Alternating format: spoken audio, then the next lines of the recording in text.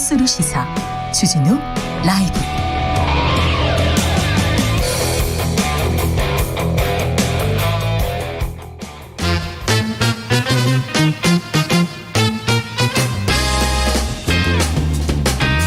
정치권 뉴스와 화제 그리고 지방선거 민심은 어떻게 보고 있을까요? 여론조사와 빅데이터로 읽어봅니다. 여론과 민심. 이강윤 한국사회 여론연구소 소장님 어서 오세요. 안녕하세요. 전민기 한국인사이트 연구소 팀장님 어서 오세요. 안녕하십니까. 네. 방금 전에 제가 한국 내각 중에 최연소 장관 후보자는 한동훈 법무장관 후보자라고 했는데 73년생으로 최연소고요. 40대로 유일합니다. 이영호는 69년생이었습니다. 자, 한동훈 검사장 얘기부터 할게요. 예. 네. 여론은 어떻게 봅니까? 경기도민만을 대상으로 조사했습니다. 이번 주 저희 조사가 TBS 의뢰였는데 경기지사만 집중해서 알아보느라고 그러다 보니까 경기도민 1,009명 상대로 조사하게 됐는데요. 오차 범위 내에서 한동훈 검사장을 법무장관에 임명한 것은 부적절하다는 의견이 조금 더 많았습니다. 적절하다 43.2, 부적절 44.7%로 조사됐습니다. 예? 부적절하다라는 의견은 여성 40대 50대. 여기 보면은 지난 대선에 이재명 후보 득표와 좀 패턴이 비슷하죠. 그리고 경기 서남권, 경기 동부권 이런 데서 많았고요. 중도층에서는 부적절하다는 답변이 44.4, 적절 42.9. 그래서 조금 더 부적절이 많았습니다. 이번 조사는 TBS 의뢰로 15일, 16일 저희 KSOI가 경기도 거주 만 18살 이상 성인 남녀 1,009명 대상으로 조사했습니다. 중앙선거 여론조사 심의위원회 홈페이지 보시면 되겠습니다. 빅데이터는 어떻게 봅니까? 한동훈 법무부 장관 후보자를. 사실은 윤석열 당선인이 되고 나서 인선에 대해서 큰 관심이 없었어요. 이제 한덕수 총리 지명자에 대해서는 사실은 국민들 반응이 없다가 네. 한 달에 한 2만 건이었거든요. 이제 한동훈 법무부 장관부터 한동훈만 보여요. 그렇습니다. 지금 19만 1,000건이거든요. 그럼 지금 총리보다 지금 몇 배 지금 관심도가 있다는 거네요. 그래서 이제 그때 당시에 이제 한덕수 총리 같은 경우는 사실은 이제 그 이후에 연봉이라든지 이런 게 사실은 언론에서 많이 다뤘지만 그렇죠. 국민들은 그렇게 크게 이거에 대해서 부정적으로 보지 않았다. 한 5대 5였거든요. 근데 네. 이제 한동훈 지금 법무부 장관 같은 경우는 23대 77. 부정적으로 인터넷상에서 보는 게 많아요. 이거는 이제 정치인도 아시겠지만 3대 7이라고 했는데 어쨌든 네. 70이 부정비를 넘어간다라는 거는 일반 국민들 정치에 관심이 크지 않은 분들도 반응하고 있다라고 보셔야 되거든요. 네. 그래서 보면 반대한다, 무섭다, 그다음에 내로남불이다, 이런 부정 감성어들이 지금 뜨고 있습니다. 네. 지금 한동훈 후보자가 네. 뚜렷한 결격 사유가 보이는 건 아니나 네. 너무 강하다. 그렇죠. 그리고 대통령의 측근으로서 이게 갈등을 조율하는 것보다는 조금 갈등을 부추기는 측면도 있다. 이렇게 보는 건가요? 그렇죠. 지난 문재인 정권 내내 한동훈은 뉴스의 포커스였고 특히 채널A 검언 유착 사건의 피의자였고 그 뒤로 윤석열 라인의 부침과 함께했고 모든 강력한 수사 뒤에 있다는 얘기를 들어왔고요. 그런데 이번 법무장관 지명으로 인해서 이른바 윤석열 당선인 표 마이웨이 인사의 끝판왕이 아닌가 네. 이랬고 때마침 지금 형사소송법 개정안, 검찰청법 개정안을 두고 국회에서 첨예한 대립을 보이고 있지 않습니까? 네. 마치 장군, 멍군 하듯이 민주당이 의총에서 전격적으로 만장일치로 검수완박법 하겠다고 하니 바로 그냥 그 다음에 멍군 하듯이 윤석열 당선인이 이렇게 인사한 거 아니에요? 네. 누가 보아도 상당히 공세적인 인사다. 그리고 거기에 뭔가 많은 메시지를 담은 거 아니냐라는 추론을 하기에는 충분하고도 남았던 인사 같습니다. 그래서 빅데이터는 그렇게 보는군요. 여론조사하고는 조금 차이가 있네요. 네. 차이가 있습니다. 검찰이나 네. 검찰 관련된 좀 키워드들도 반응합니까? 네, 지금 검찰이 특히나 많이 반응을 하고 있습니다. 54만 8천 건이에요. 한 달 동안. 그러면서 뭐 사실은 여기에 대한 이야기 검찰 개혁 그다음이 이제 법무부 장관 두 가지입니다. 네. 수사권과 분리하는 것 이 부분에 대해서 이야기 가장 많이 나오고 있는데요. 그러다 보니까 이 검찰 관련 부정 감성어는 82%까지 높아요. 검찰 자체에 대한 것보다는 지금 검찰 그 수사권 분리하는 것과 네. 관련해서 이제 검찰 자체에 대해서 좀 부정적으로 이야기하는 것, 그 다음에 이걸 분리하는 것을 반대하는 것 두 가지 목소리거든요. 네. 근데 이제 그 중에서도 검찰의 이 모든 것들을 쥐고 있는 이거에 대한 좀 더 부정 반응이 좀 더 높다는 거죠. 그래서 이제 예를 들면 반발하다. 그다음에 역풍이 불 것이다. 그다음에 불법이다. 뭐 어떤 혐의나 범죄에 관련한 이야기들 이런 게 좀 더 높게 나오는 걸 봐서는 검찰에 대한 어쨌든 인식은 좀 좋지 않은데 검찰 공화국에 대한 이제 이 연관어도 함께 좀 봐야 될 것 같아요. 네. 너무 노골적이다. 천인공노하다. 탐욕적이다. 그래서 이제 검찰 자체에 대해서도 이제 부정 비율이 77%. 검찰 공화국이라는 말 자체도 이렇게 높다라는 게 지금 어떤 수사권을 분리하는 것과 요 바라보는 그 시각이 좀 비슷하지 않나라고 보여집니다. 검찰 개혁에 찬성하는가 하면 지금껏 국민 여론이 찬성 여론이 높았잖아요. 그랬죠. 수사권, 기소권 분리에 대해서도 그 찬성 여론이 높았지 않습니까? 전반적으로 흐름은 높았는데요. 이 점을 조금 섬세하게 볼 필요는 있을 것 같아요. 이 검수완박이 갑자기 튀어나온 게 아니고 실은 제1차 검경 수사권 조정 검찰개혁의 일련의 과정의 마지막 대미이지 않습니까? 네. 그런데 지금부터 약 13개월 전인 작년 3월에 그때도 나왔죠. 윤석열 총장이 검찰총장직을 사퇴하는 명분이 검수완박이었었어요. 예. 이것을 나는 총장으로서 지켜야 되는데 그러지 못해서 항의하면서 옷을 벗고 나간다. 그리고 몇 달 있다 정치 데뷔를 선언했잖아요. 이미 그때 대선 예비주자로 취급이 됐었고 지지율도 적지 않게 나오는 판이었고 옷을 벗자마자 일약 30%로 뛰어 올라 버렸는데 그때는 수사권 조정 이래서 사람들이 이것의 정확을 좀 진지하게 대했다면은 검수완박 그러니까 검찰 수사권 완전 박탈해서 구호성으로 만들긴 좋은데 박탈 이러니까 마치 뭐를 강제로 뺏는 듯한 이러거든요. 실은 원칙대로 말하자면 회수하는 거죠. 회수.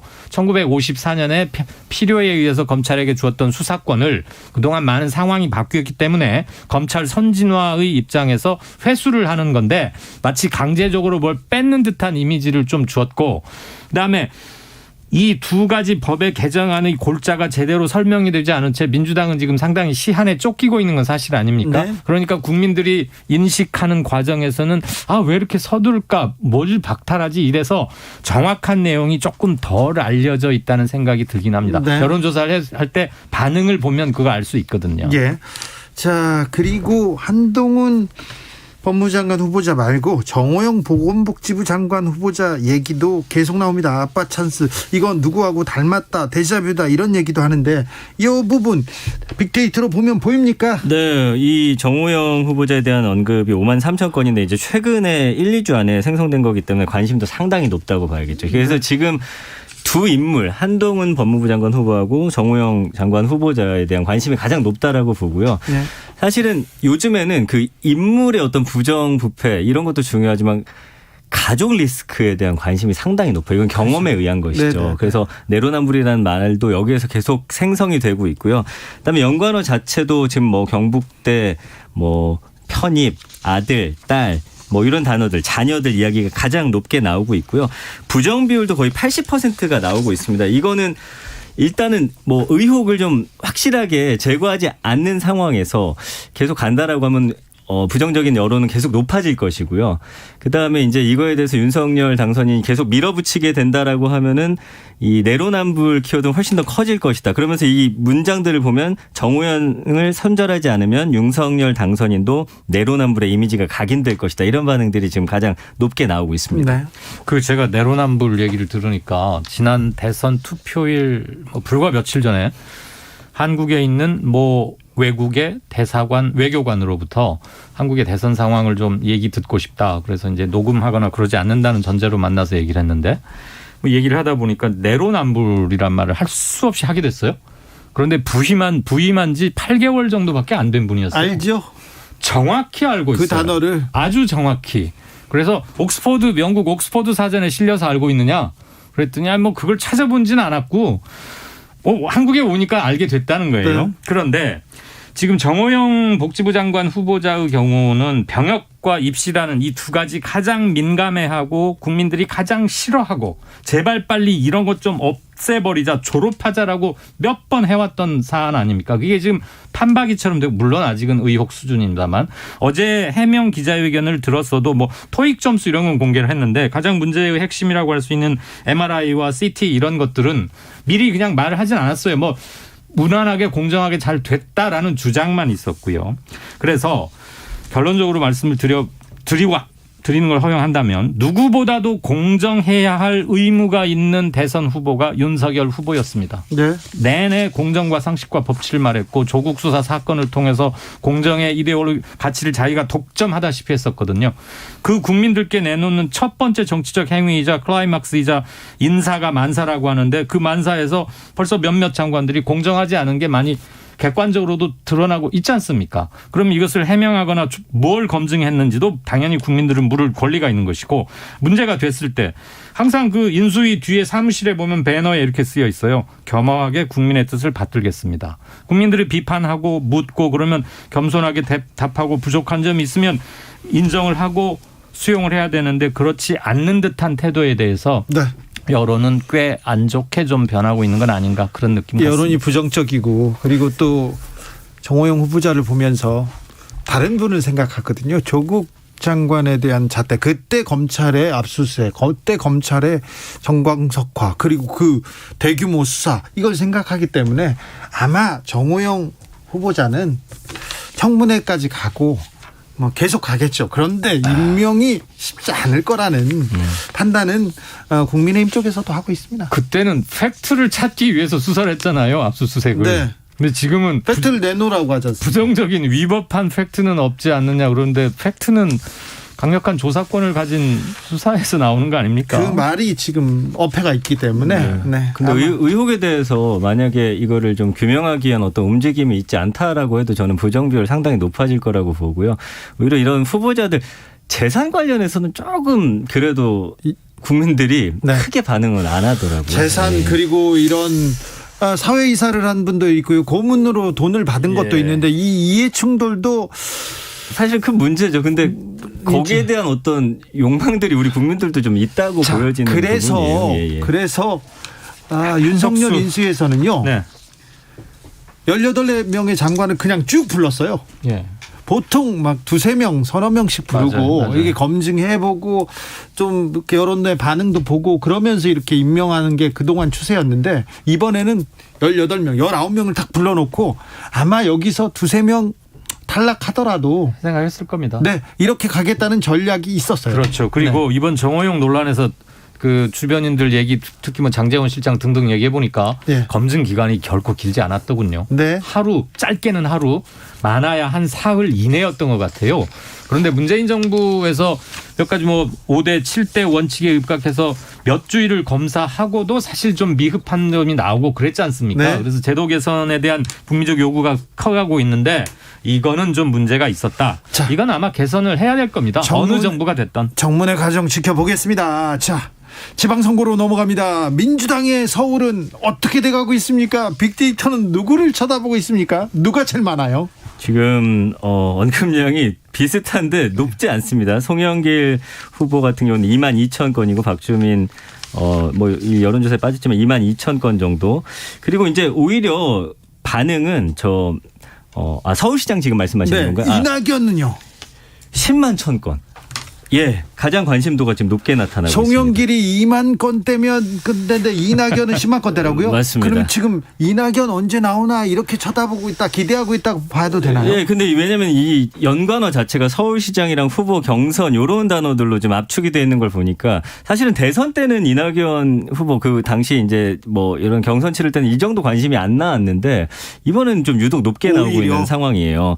예, 그러면서 지지하다, 추천하다, 최선이다라는 단어도 있지만 부정 비율이 63이니까 뭐 34대 63입니다. 그렇지만 패배할 것이다. 좀 두렵다. 후회할 것 같다. 뭐 이런 단어도 있습니다. 예. 이낙연 검색어가 많다는 게 꼭 후보로서의 이낙연 호추를 의미한다고 등치하기는 좀 힘든 점은 있을 것 같긴 합니다. 다만 지금 민주당 서울시장 후보를 놓고 굉장히 스텝이 꼬여도 왕창 꼬여버렸잖아요. 꼬였다고 봐야죠. 그래서 처음부터 이게 잘못됐기 때문에 마치 질 걸 상정하고 누가 뭐 어쩔 수 없이 나간다. 아니다. 너 안 된다. 누구 해보자. 지금 막 이 사람 저 사람 다 대보는 형국이에요. 이낙연, 김현종 뭐 다 나오고 있는데 저는 이건 굉장히 무질서한 그리고 민주당의 큰 패착이라고 일단 잘못되고 있다고 보고요. 민주당의 서울시장 후보는 지금 앞이 보이지 않습니다. 전혀 그 중에서 하나 문제가 있었던 건 박주민 의원은 분명히 출마 선언을 했습니다. 네. 그러면 여론조사 기관이나 그 여론조사를 의뢰한 언론사는 출마를 밝힌 사람은 무조건 리스트에 넣는 게 너무 당연한 겁니다. 박주민은 지금껏 해갖고 소장파 중에 지금 뭐 선두주자인데다가 그럼요. 그리고 서울시장 준비를 해왔는데요. 네, 지난번에도 한번 해왔었고요. 그리고 설령 준비를 안 했다 하더라도 출마 선언을 하면 그 사람을 여론조사에 넣는 건 너무 당연한데 안 넣었어요, 누가? 최근에 리얼미터에서 했던 조사에서는 빠져 있어요. 그리고 오히려 출마와는 아직은 전혀 의사 표명이 없는 이낙연 등등등을 넣었거든요. 네. 그럼 박 의원이 항의 표시를 하는 것은 너무 당연하죠. 알겠습니다. 네. 국민의힘 서울시장 후보는 오세훈 단독이기 때문에 예, 거긴 뭐 안 물어보겠습니다. 자, 대구로 가볼게요. 대구는요? 네, 대구 같은 경우는 지금 김재원 후보는 11,000건, 유영아 이제 전 변호사 후보는 7,900건, 홍준표 전 대표 35,000건이니까 아무래도 이름값은 네, 이렇게 갈 수밖에 없습니다. 아직도 이름값대로네요. 근데 이제 저 경기도 시장 후보도 그렇지만 국민의힘 쪽의 긍정 비율이 좀 높게 나타나고 있다는 게. 아, 그래요? 예, 왜냐면은 이제 민주당 쪽은 부정 비율이 60에서 70이 넘어간다면 지금 뭐 이거는 넘어갔지만 경기도 후보 같은 경우는 김은혜 후보 54대 44, 김동연 53대 44, 유승민 53대 41 나오고요. 그 김재원 후보만 38대 61로 부정이 높습니다. 김재원만? 예, 유영아는 55대 40. 그리고 홍준표 후보 51대 47. 그러니까 사실은 지금 제 느낌에는 네. 대선 이후에 어떤 시장이나 이런 쪽은 그래도 좀 국민의힘 후보 쪽을 조금 더 밀어주는 그런 분위기가 아닌가라는 생각이 듭니다. 이거 어떻게 봐야 됩니까? 숫자가 많이 나오니까 시청자분들께서 잠시 혼선이거나 헷갈리실 수도 있을 것 같은데요. 방금 우리 전 소장이 말씀하신 것은 그 여론조사 수치는 아니고요. 제가 대구 세 사람의 여지껏 한 열흘 이세 내외로 나온 조사를 다 종합을 해봤더니 홍준표 38에서 한 43, 유영아 의외로 많습니다. 22에서 한 25, 김재원 17 또는 18에서 한 21 이 정도 나옵니다. 네. 그래서 유영아 변호사가 생각보다 빨리 치고 왔고 상당히 많이 오래 가고 올라왔어요. 있다. 네. 그래서 지금 두 사람이 단일화를 하겠다는 거 아닙니까? 단일화 가능성이 상당히 있어 보입니다. 이렇게 되면 홍준표 대 반홍준표 전선이 선명히 형성될 텐데 만약에 유영아 변호사가 단일화해서 김재원 예비 후보를 누르고 단일 후보로 된다면 박근혜 전 대통령, 박근혜 씨가 유영아 변호사를 적극적으로 후원하고 지지하기 위해서 뭔가 액션도 충분히 있을 수 있겠다. 움직일 수도 있어요. 그러면은 홍준표 대 반박근혜의 대리전 비슷하게 이런 것도 있고 아무튼 대구가 갑자기 핫플레이스 이런 걸로 떴습니다. 근데 이제 제가 예전에도 말씀드렸죠. 언급량이 높다고 당선되는 건 아니에요. 물론이죠, 지금까지 제가 그거야. 쭉 봤을 때는 언급량 2위가 되는 경우가 상당히 많았습니다만 어쨌든 이런 분위기로 봐서는 어쨌든 국민의힘 쪽이 지금까지는 뭐 다른 악재가 없는 한은 조금 더 긍정적으로 보여진다라는 게 이제 빅데이터 상의 반응이라는 정권 것이죠. 초기에 대선 여파도 있을 네. 거고요. 정권 초기에 지금 뭐 완전히 허니문 기간, 허니문 효과는 거의 없어졌다고 해도 과언은 아니지만 그럼에도 불구하고 윤석열 후보에게 지지하지 투표하지 않았던 사람 중에서도 그래도 이 정부가 일단은 잘 돼야지 정말 실패해버리면 우리 모두의 실패가 되니까 최소한의 기대를 거는 층은 아직은 있지요. 다만 이제 연로한 분들에게서는 검색 이런 거에 대한 활용 빈도가 조금 떨어지기 때문에 미국에 비해서는 구글 트렌드나 이런 걸 잡아내는 게 아직은 조금 그런 게 있지 않느냐. 그래서 여론조사하고 보완을 해나가면 될 것 같은 생각이 듭니다. 대구니까 국민의힘에 대한 근데 경기도도 좀 긍정적으로 경기도도 나왔기 그렇습니다. 때문에. 지금 김은혜 후보가 1위로 나와요. 김은혜. 그리고 경기도 경우도 국민의당 후보, 국민의힘, 헷갈려. 국민의힘 후보 합당했어요. 두 후보의 합이 저희 거 오늘 조사로는 46%가 나오고 민주당 네 후보의 합이 40%예요. 물론 민주당 지난번에 이재명을 지지했던 표들이 지금 다 정리가 되고 결집된 건 아니지만 네. 현재 분위기로는 상당히 팽팽하다. 이런 건 알 수 있죠. 이강윤 소장이 말씀하신 경기도지사 적합도 여론조사 개요는 아까 소장님께서 말씀하신 개요와 동일합니다. 그렇습니다. 그렇죠? 네. 다음 주에 또 배우겠습니다. 지방선거 어떻게 흘러가는지. 참고로 저희는 다음 주 오늘 월요일에는 서울만 따로 조사해서 발표를 합니다. 네. 알겠어요. 별로 관심 없는데. 네. 왜 이낙연 관심이 있다고 그랬죠? 그렇죠. 네. 서울시장 후보 중요하죠. 이강윤, 전민기 두 분 감사합니다. 고맙습니다. 네, 주진우 라이브는 여기서 인사드리겠습니다. 오늘 돌발 퀴즈의 정답은 르펜이었습니다. 르펜. 네. 사인펜 아니었습니다. 저는 내일 오후 5시 5분에 돌아옵니다. 지금까지 주진우였습니다. 2022년 한국전력은 한 걸음 천천히 가겠습니다. 조금 늦더라도 함께 갈 수 있도록